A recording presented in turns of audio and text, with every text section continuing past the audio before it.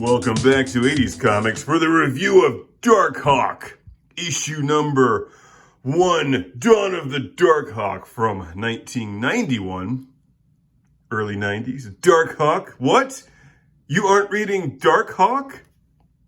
Let's take two cool words and put them together and see what happens. Darkhawk.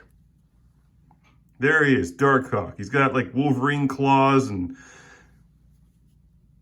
kind of looks like one of the Silverhawks, but not as good. And that guy's wearing a tie because it's Darkhawk.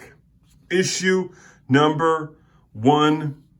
There he is. Look at that. Look at that guy. It's Darkhawk. Here's the people who made Darkhawk. There's Darkhawk. There's the Hobgoblin. Really disappointing paper and ink quality in this one.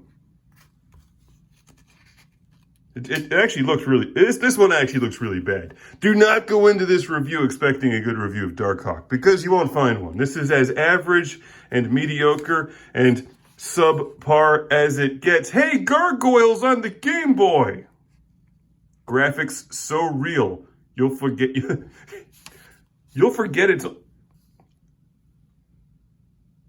Now, I like the Game Boy, but I'm not so sure I would call those graphics real. Maybe that's like a special Game Boy. That thing comes out and eats his eyeballs. Darkhawk.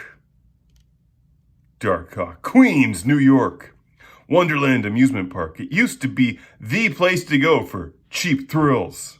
Times change. It closed 3 years ago, and look, nefarious activities and subterfuge are taking place in Wonderland Amusement Park. And you know they're bad guys because they're wearing sunglasses and smoking.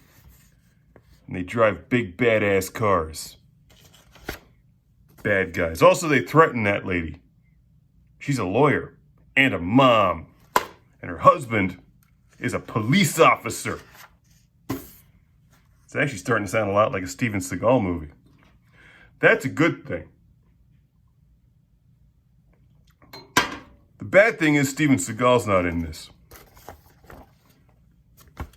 But this kid is, the one with the mullet. I forget his name. But he's her son. And he's got a job to do. And that job is to babysit his 2 younger siblings. It's intense. Which he doesn't do because he's a teenager and they never listen to anything.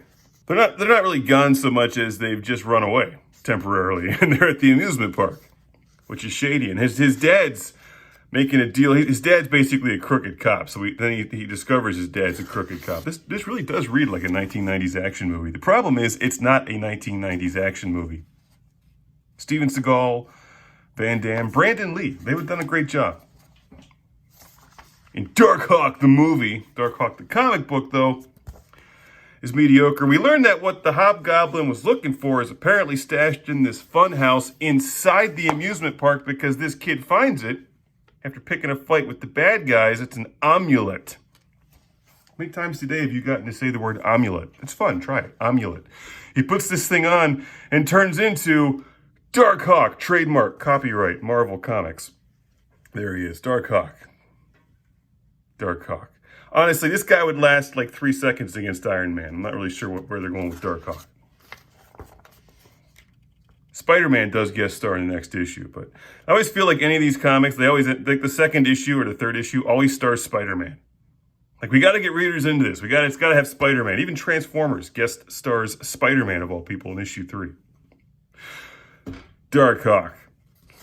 What are his special powers? We don't really know, but he does kick the bad guys' asses, and we get an ad for Double Dragon 3. Twice the characters, 3 times the action. Darkhawk. I mean, it's not awful. And to be honest, I haven't read the rest of the series. This is just one of these random issues I have in my collection when I was a kid.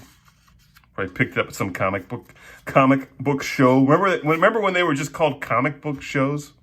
Before they were cons, and it was just like a bunch of guys and like someone's mom waiting for them.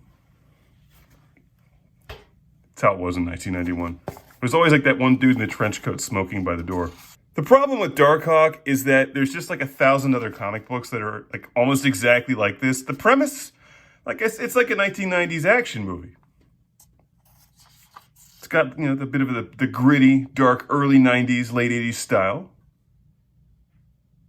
The artwork it's okay. It's not great. It's not.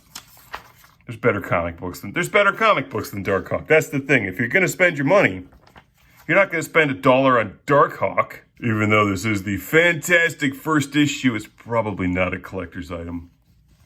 I suspect. Darkhawk. Cover's not too bad.